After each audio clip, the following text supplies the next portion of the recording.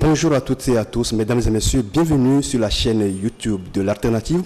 Nous sommes très heureux de vous retrouver pour la grande messe de cette semaine. Au menu, la répression sans ménage de la marche du PNP, le Parti national panafricain. Un mort, des blessés et des arrestations, c'est le bilan qu'on déplore.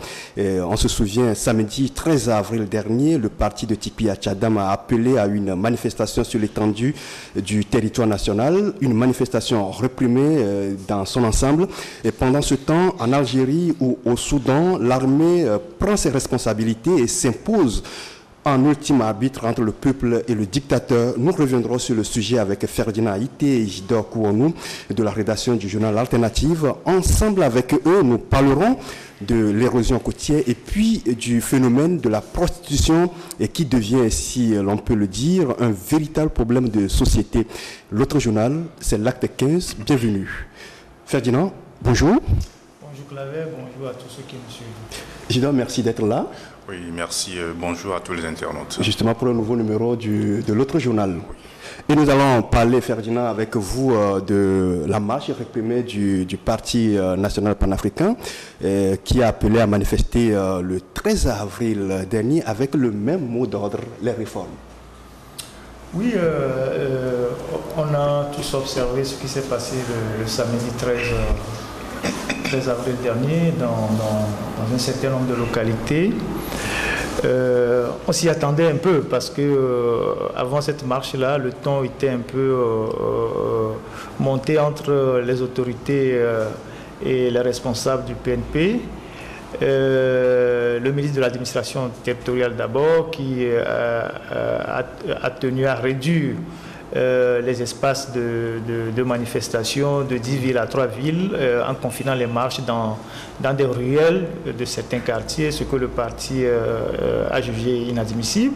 Et puis après, il y a eu la sortie du général Ayark, ministre de la Sécurité, qui mettait en garde et qui disait que bon, tout sera mis pour que l'ordre règne dans le pays. Et puis bon, samedi, on a vu les escarmouches,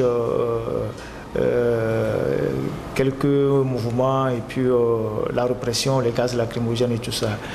Ce qui est dommage, c'est que dans notre pays, plus on avance, plus on voit que le régime est déterminé à étouffer la libre expression. Hein, parce que, à ce que je sache, tous les partis qui demandent à manifester sont des partis légalement constitués. Et il y a une loi qui régit les manifestations et je ne pense pas je ne trouve pas opportun que le ministre de l'administration territoriale puisse confiner les marches dans certains quartiers ou les interdire. Mais nous sommes sous un régime de l'arbitraire, tout le monde le sait, il n'y a rien de nouveau. Et d'abord, il faut condamner la violence qui a été exercée sur les manifestants le samedi, avec mort d'homme à Bafilo. Et puis, on a écouté les arguments qui ne tiennent pas debout du ministre de la Sécurité pour justifier la mort de ce jeune homme-là. On dit qu'il est mort par bousculade, mais je ne pense pas qu'il y ait une foule grandiose qui soit sortie à Bafilo pour que ce jeune homme puisse trouver la mort dans la bousculade. Et c'est dommage, c'est vraiment dommage pour notre pays et pour ce que les gens sont en train de faire, des lois qui régissent la liberté d'expression, la liberté de manifestation. À cette allure-là, on craint que, bon, on arrive carrément à la situation de la Corée du Nord, si on n'y est pas déjà. Oui, Isidore, on est à la veille de grands enjeux, et voilà que les vieux démons réapparaissent. Oui, les vieilles demeures réapparaissent vraiment. Aujourd'hui, une question demeure. On se demande d'où viennent ces violences maintenant. Parce que le parti qui a organisé la marche, la manifestation samedi dernier, on le taxe de vouloir semer du désordre dans le pays un peu partout. C'est pourquoi on veut l'empêcher de faire la manifestation. On a connu des manifestations au Togo, à travers tout le territoire, avec la coalition.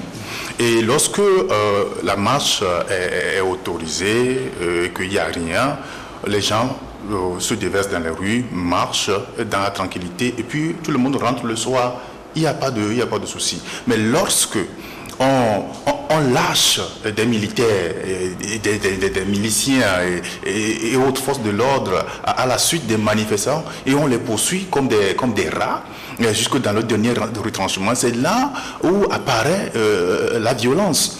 Et là, on se dit, c'est pas le gouvernement ou bien le régime qui est à l'origine de ces violences, parce que quand on laisse les gens marcher ou bien manifester tranquillement, il n'y a pas de grabuge, il n'y a rien. On voit aujourd'hui que après ces élections, ces législatives, le 20 décembre dernier, le pouvoir croit qu'il a repris la main sur la situation et puis tout ce qui lui passe par la tête, il le fait. Il interdit les manifestations, que ce soit manifestations politiques ou des associations de la société civile, les réunions politiques ou de la société civile.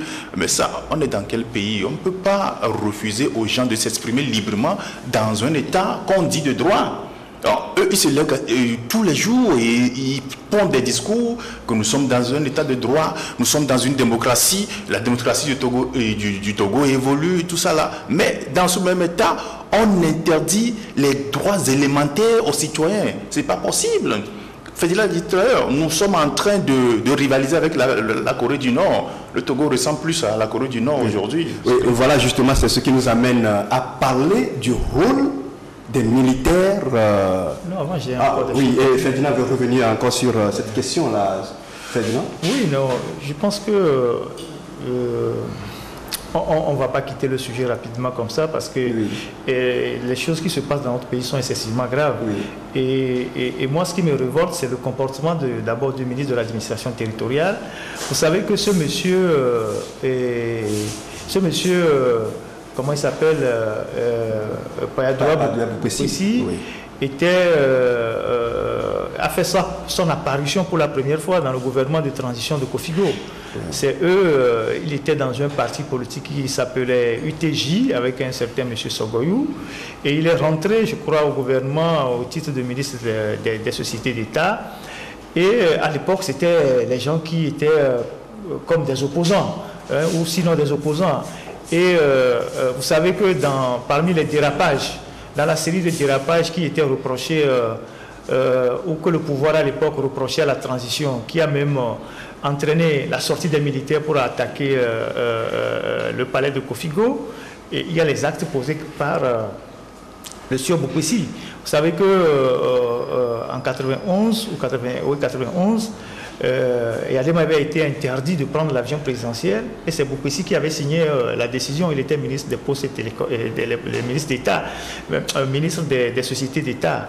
Et le même Boukessi qui est resté dans le système depuis 30 ans, qui s'est enrichi énormément dans le système, qui a amassé énormément d'argent parce que ça fait 30 ans qu'il est aux affaires, il est passé directeur de société, ministre et tout et tout et tout. Aujourd'hui, on dit qu'il est un très grand franc-maçon et qu'il est franc-maçon d'un haut niveau.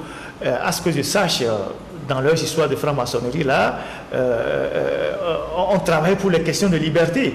Et que ce soit un maître de la franc-maçonnerie qui s'affiche comme ça, moi, je suis de plus en plus convaincu que ces gens d'ordre ésotérique sont des conneries.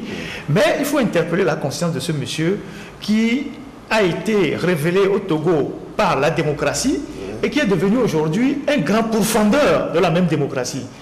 Payadoua Boukbessi, c'est après la conférence nationale que Kofigo l'a enrôlé dans son gouvernement. C'est comme ça qu'il a fait son mercato politique dans le RPT.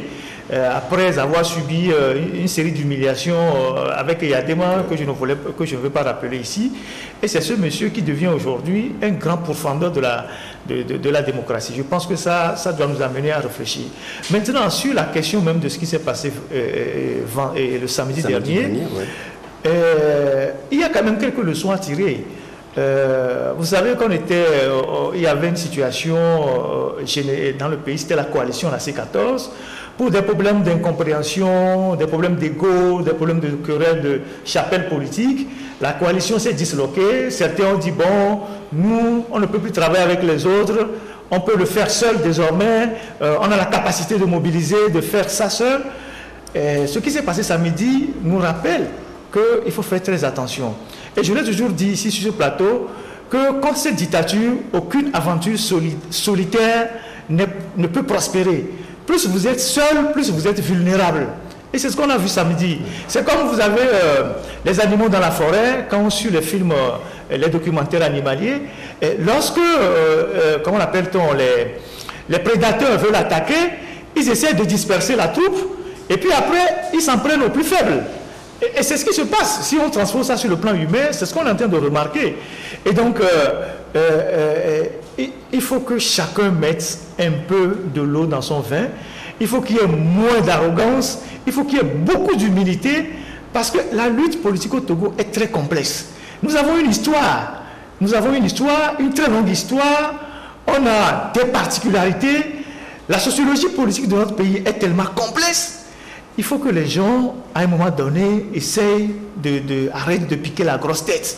C'est ensemble, c'est dans un regroupement qu'il faut faire le sacrifice pour avancer.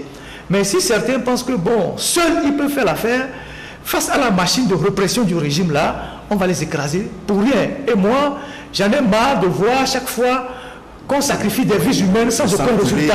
Parce que si des gens doivent mourir, il faut qu'ils meurent pour un résultat. Et ces gens qui sont en face n'ont pas peur de tuer. Parce que des gens qui ont tué 1000 personnes en 2005 pour prendre le pouvoir, ce n'est pas le fait d'abattre 2 ou 3 manifestants qui va les inquiéter. Parce qu'ils ont tué 1000 personnes. Il n'y a eu aucun problème, ils n'ont pas été poursuivis. Mais tuer 2 ou 3 personnes ou bien tirer sur les enfants, pour eux, c'est comme un exercice banal. Et donc, moi, j'invite les leaders à avoir beaucoup d'humilité, à faire preuve de modestie et à comprendre que dans cette affaire du Togo-là, c'est ensemble qu'ils pourront avancer et que les aventures solitaires plutôt, ne peuvent pas prospérer. Au contraire, ces aventures solitaires-là vont les rendre plus vulnérables vis-à-vis de l'adversaire. Isidore, un mot sur le sujet là. Vous savez, avec la C14, la tension était tellement montée. Est-ce qu'aujourd'hui, on verra encore ces partis se mettre ensemble pour une lutte? Bon, en tout cas, le reste de la C14 ne fait que faire ces appels à l'endroit de ceux qui ont quitté la barque. Je crois que c'était vendredi dernier. Oui. La coordinatrice a encore, lors d'une sortie, Madame Adjamagbo, oui, a encore fait appel aux partis qui ont suspendu leur participation à la C14. Elle les appelle de revenir à la C14 pour qu'ensemble ils puissent mener cette lutte à bien, parce qu'elle pense que l'alternance, c'est au plus tard en 2020. C'est ce qu'elle avait dit. C'est un appel qu'il faut saluer aujourd'hui, parce que ils sont ceux qui restent encore dans la C14, ils sont dans la logique de ne pas pourfendre un parti ou bien jeter un leader de parti pour dire que c'est à cause de celui-ci ou à cause de celui-là que la lutte n'a pas marché. Mais ils veulent ensemble endosser la responsabilité et redéfinir une nouvelle stratégie pour faire face à ce régime. Je crois que cette logique, elle serait la bienvenue si les autres partis ont entendu cet appel, si les autres partis font taire leur ego et reviennent à la C14. Parce qu'aujourd'hui, on voit les gens tombent lors des manifestations, les gens meurent, les blessés sont là, il y a des prisonniers. Mais au moins à cause de ces personnes-là, à cause de ces sacrifices, il faut que ces partis-là reviennent dans la barque pour mener ensemble cette lutte. Parce qu'aujourd'hui, le Togo a beaucoup perdu de ses fils. Aujourd'hui, on fête le 6e anniversaire de ces deux garçons-là, Touti Sinaleng et Ansem Sinander, qui sont tombés et qui ont été fauchés par une balle, l'un tabassé à Dapaon. Vous voyez, tous ces sacrifices-là ne doivent pas rester vains. Il faut que ce régime-là, on en arrive à le mettre dehors et puis permettre aux Togolais de respirer. Mais ce ne serait pas tellement aisé quand même. Mais bon, on ne va pas permettre qu'on passe à un autre sujet beaucoup plus lié à ce que nous venons de dire. Le rôle de l'armée dans le jeu politique. On a vu ce qui s'est passé au Soudan, en Algérie, mais bien avant au Burkina Faso, en Gambie aussi, avec Yaya Jammeh. Au Soudan, quand nous prenons aujourd'hui l'actualité au Soudan, tout a commencé avec une histoire de prix de pain pour aboutir à la destitution de Omar el-Béchir. La rue a fait son boulot, mais Ferdinand, c'est plutôt l'armée qui a pris ses responsabilités en donnant le coup de grâce à l'autocrate qu'elle a soutenu et protégé pendant longtemps. En Algérie aussi, c'est le même scénario. Oui, je pense que c'est ce que nous avons développé le lundi dernier dans notre parution, le rôle de l'armée dans ces genres de situations, surtout dans les pays où l'armée est impliquée dans le jeu politique depuis des années. Vous voyez bien, on prend le cas de l'Algérie, depuis la guerre des indépendances jusqu'aux accords d'Évian, tout ça, l'Algérie a été toujours l'Algérie des généraux. C'est vrai qu'il y a eu quelques civils qui sont passés par là. On a vu le cas du Burkina Faso, on a vu le cas de la Gambie, le Zimbabwe, et maintenant, ces jours-ci, l'Algérie et puis le Soudan. Et le dénominateur commun qui revient dans tout ça, quand on observe à vue d'œil, c'est le rôle décisif de l'armée à la dernière minute. Qu'est-ce que cela nous renseigne? D'abord, c'est deux choses. La première des choses, c'est que dans ces genres de situations où le peuple se soulève pour conspuer le dictateur et tout ça, lorsque l'armée ne bascule pas, ou une partie ne bascule pas, c'est difficile de faire tomber le dictateur. Mais quelle est véritablement l'intention de l'armée? Parce que dans certains pays comme le Burkina, l'armée, à un moment donné, s'est désintégrée en plusieurs clans, ce qui a permis plus ou moins d'aller au bout, même si certains ne sont pas satisfaits, d'aller au bout de la révolution. C'est-à-dire que le pouvoir n'a pas été confisqué au bout du soulèvement par l'armée, même s'il y a eu une transition. Après, il y a eu des élections, le peuple a été libre de choisir qui il veut. Mais on voit bien que l'armée intervient généralement pour plusieurs raisons. La première raison, c'est pour eux-mêmes leur propre survie. Parce qu'à un moment donné, ils se rendent compte qu'on ne peut plus tenir les câbles et que si on continue, on va sombrer avec le dictateur. Alors l'armée, qui est le premier protecteur du régime, devient en même temps son plus grand danger. Et parfois, généralement, ce n'est pas par sympathie pour le peuple que certains le font. Certains le font pour garder eux-mêmes leur propre privilège. Genre, il faut enlever la graine qui peut nous couler tous et on remet le circuit en place. Et c'est ce qu'on appelle par exemple la confiscation des révolutions comme on a connu en Égypte, on est en train de le voir en Algérie, on voit bien que l'armée ne veut pas vraiment lâcher, aller jusqu'au bout. Au Soudan aussi, on sent que l'armée tient toujours les câbles et accessoirement au Zimbabwe. Parce que le Zimbabwe a connu une tradition de guerre d'indépendance et tout ça. Mais au Burkina, on a vu que l'armée s'est désintégrée. Alors, de bout en bout, l'armée reste un acteur majeur. On peut, par exemple, dans le cas du Togo, mettre 2, 3, 4 millions de gens dans la rue, au même nu. Je rappelle bien, au même nu. Si une partie de l'armée ne décide de rallier le peuple, ou l'armée ne décide de rallier le peuple, les lignes ne vont pas bouger. C'est pour cela que, moi, je pense que les éléments du langage que les hommes politiques, les activistes doivent tenir envers cette composante essentielle qu'est l'armée, doit être un élément de langage qui laisse transparaître des passerelles ou qui rassure les gens. Donc, il faut courtiser ces gens-là. C'est vrai que généralement, l'armée est instrumentalisée pour tuer des gens, assassiner des gens, mais il ne faut pas, dans ce genre de processus, que les peuples soient en opposition à leur armée. Parce que d'une manière ou d'une autre, l'armée sera le dernier élément sur lequel il faut se battre. Si vous voyez bien au Venezuela aujourd'hui, le Venezuela où l'armée a régné pendant 45 ans. L'armée a fait au moins presque un demi-siècle dans le jeu politique. La guerre entre Maduro et son opposant, c'est comment chacun rallie l'armée. Et depuis, ça n'a pas basculé parce que l'opposant n'a pas encore réussi à créer des défections dans l'armée. Et donc, dans les pays comme les nôtres, c'est ce à quoi il faut arriver. Sinon, si on dit oui, dès que vous êtes nombreux dans la rue, le pouvoir va changer, c'est des histoires. Moi, je dis toujours aux gens, il fut un moment, j'ai connu la période de militant, je n'ai pas vu un homme politique mettre autant de gens dans la rue dans ce pays que Jésus-Christ Olympio.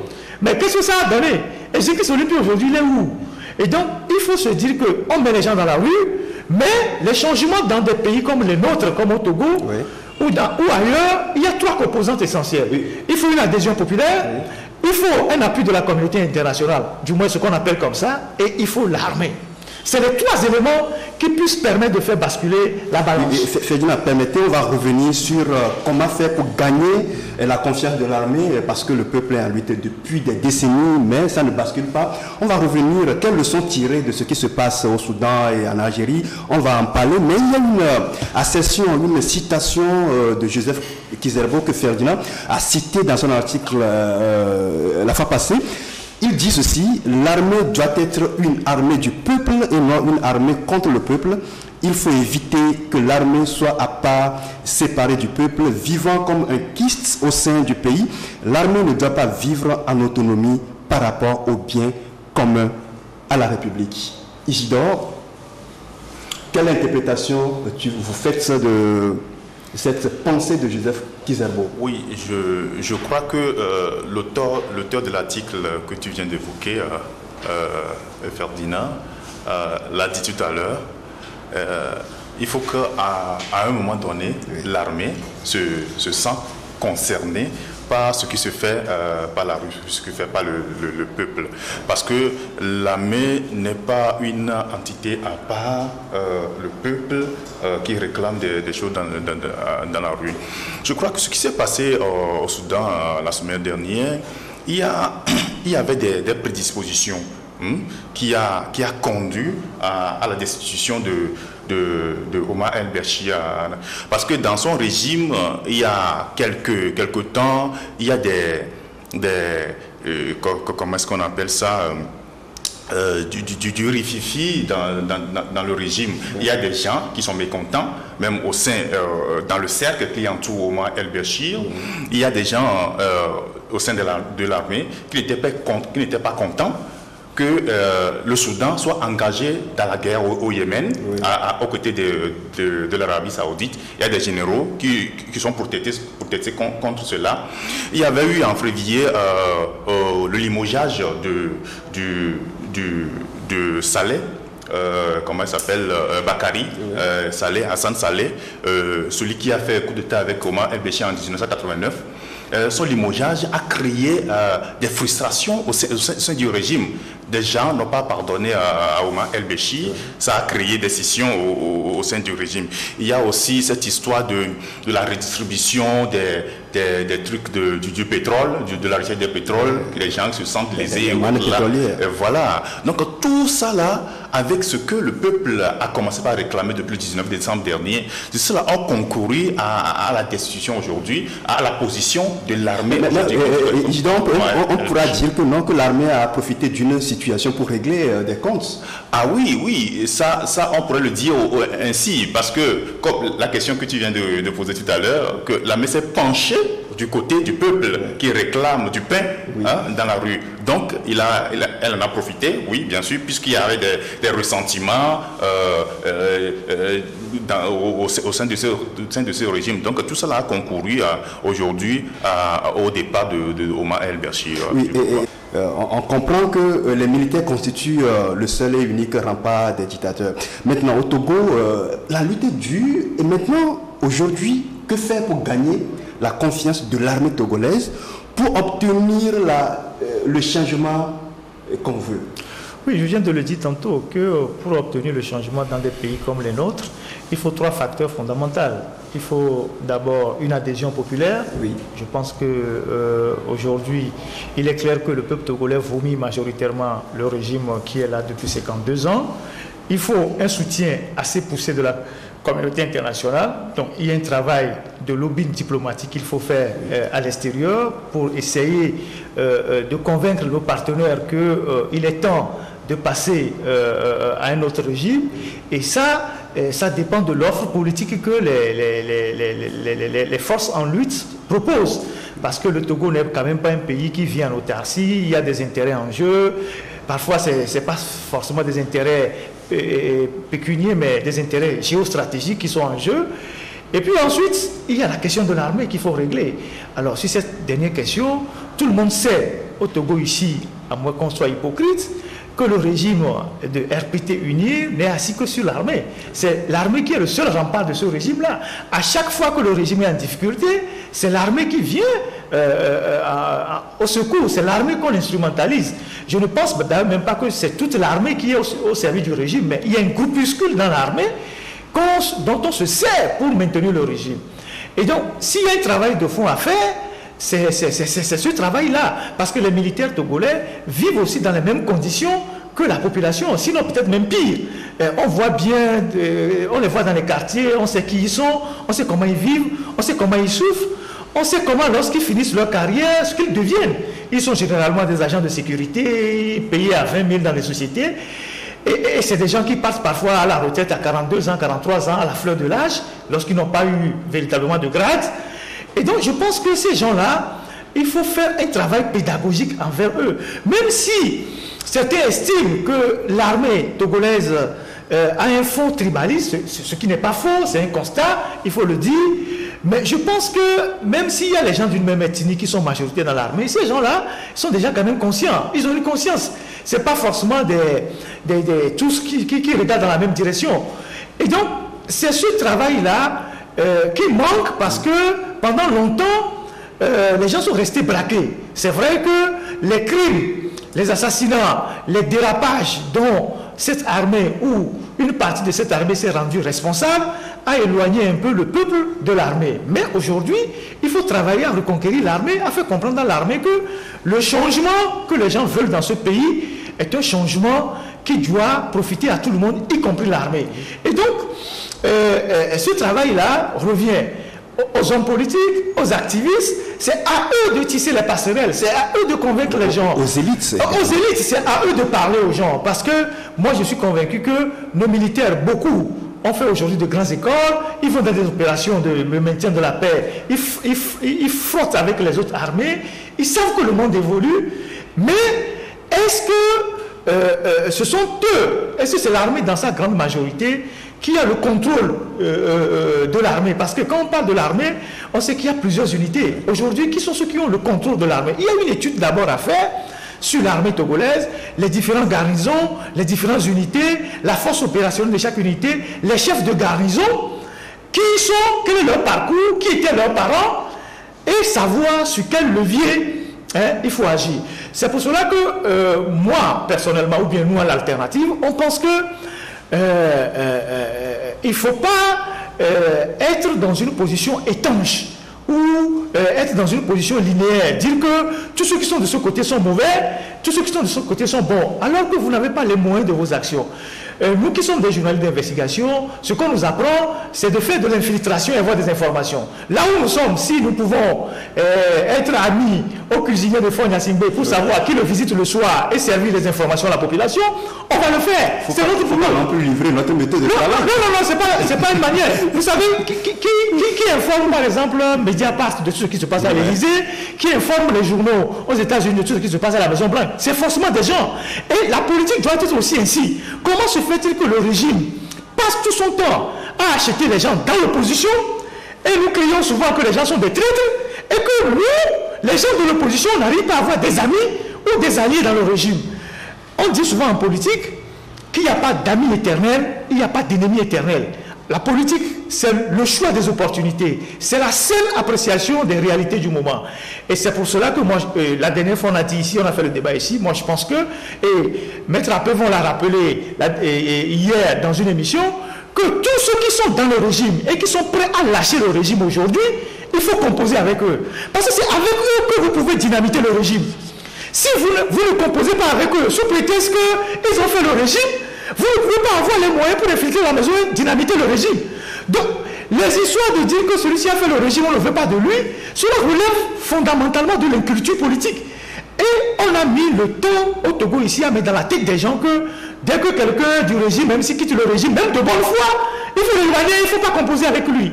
Or, vous n'avez pas les moyens, les stratégies, par exemple aujourd'hui, pour infiltrer le régime, rassurer les gens, parler avec les gens, convaincre les gens de lâcher au moins la minorité qui dirige le pays. Et donc, moi je pense qu'il y a un travail fondamental à faire envers cette armée-là. Et les éléments du langage politique et du langage des activistes doivent aussi changer envers l'armée. Il faut qu'on identifie ceux qui sont les éléments qu'on instrumentalise pour commettre des crimes, mais il ne faut pas qu'on mette l'ensemble de tous ces crimes-là sur le dos de l'armée. Parce que dans cette armée-là, il peut y avoir demain des gens qui peuvent sauver ce pays. Et on va en finir avec vous très rapidement, mais cette tâche ne serait pas aisée quand même. Oui, il faut le savoir. Ça ne sera pas aisé, d'autant plus que c'est maintenant qu'on va commencer par changer de discours, à inviter l'armée à se rallier au peuple. Tu l'as dit tout à l'heure, c'est un travail que les intellectuels, les élites doivent faire. Parce qu'aujourd'hui, quand tu vois le mouvement au Soudan qui a porté les revendications, ce mouvement-là, l'association des professionnels du Soudanais, ce mouvement est rempli d'ingénieurs, de médecins, d'élites, quoi. Tu vois, ce sont ces gens-là qui ont travaillé le peuple. Ce sont ces gens-là qui ont lutté en sorte qu'aujourd'hui, le peuple soudanais a obtenu ce qu'il voulait dans la rue. Donc aujourd'hui, il ne sert à rien de dire que celui-là, c'est un homme du régime, il ne peut rien donner aux Togolais, que voilà, c'est eux qui ont martyrisé, oppressé, marginalisé les Togolais, donc on ne peut pas coopérer avec eux, on ne peut pas composer avec eux. Non, ce discours-là, c'est un discours qui doit être révolu aujourd'hui. Donc on doit forcément travailler avec ceux du régime qui veulent être. Apparemment, le sujet, ça intéresse. Oui, parce que c'est le sujet intéresse parce que c'est l'actualité et puis ça nous concerne.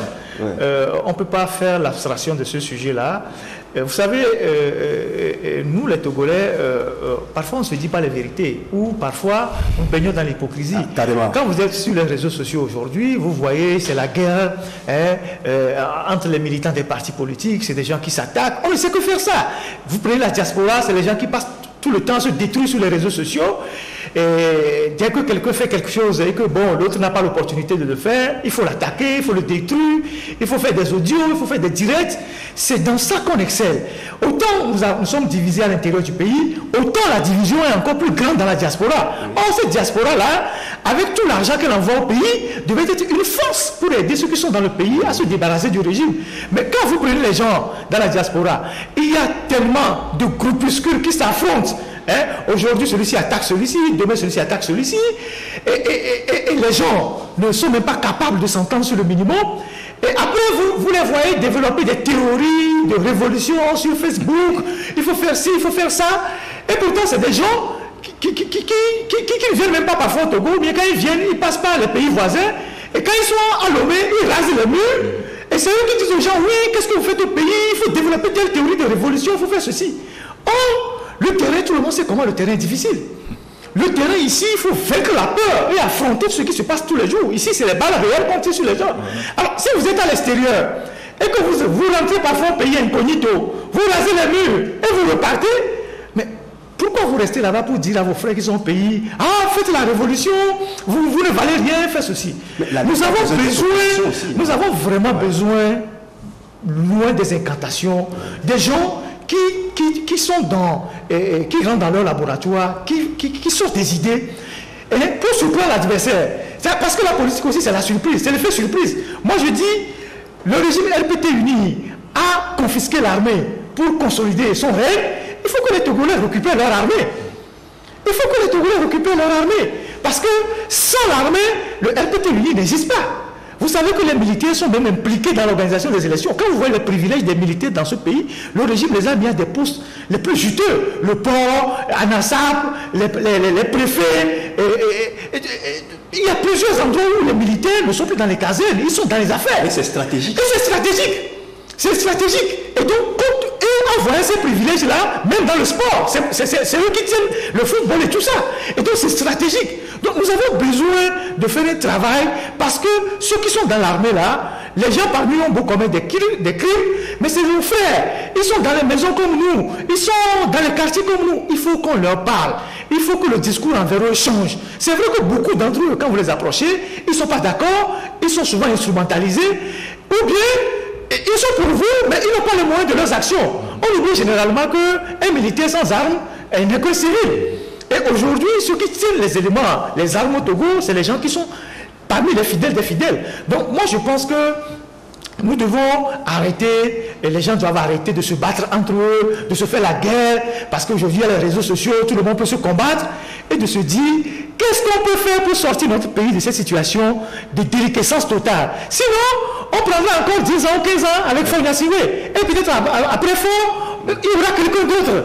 Il faut faire extrêmement attention. 2020 n'est pas loin. Si on ne comprend pas que c'est ensemble qu'on doit avancer, alors on va mourir ensemble. Oui, on va mourir comme des idiots. Parce qu'il y a tellement d'orgueil, il y a tellement d'égo, il y a tellement de... Je ne sais pas. Les gens ont tellement piqué la grosse tête que tout le monde pense qu'on détient la solution. Donc nous, aujourd'hui, nous avons une philosophie au niveau de l'alternative. S'il y a quelqu'un dans le régime demain qui fait une rupture de banc avec le système Fogna Singbe et qui est sincère et qu'on pense qu'il peut faire quelque chose, nous sommes prêts à l'accompagner. Nous sommes prêts à le récupérer. Merci. Parce que nous en avons besoin pour créer des défections dans le régime. Merci Ferdinand, merci Isidore. Je pense qu'on va trouver une occasion pour rebondir sur ce sujet qui est devenu passionnant, très passionnant. Mais pour le moment, on va marquer une pause et on se retrouve dans quelques secondes pour la deuxième partie de l'autre journal.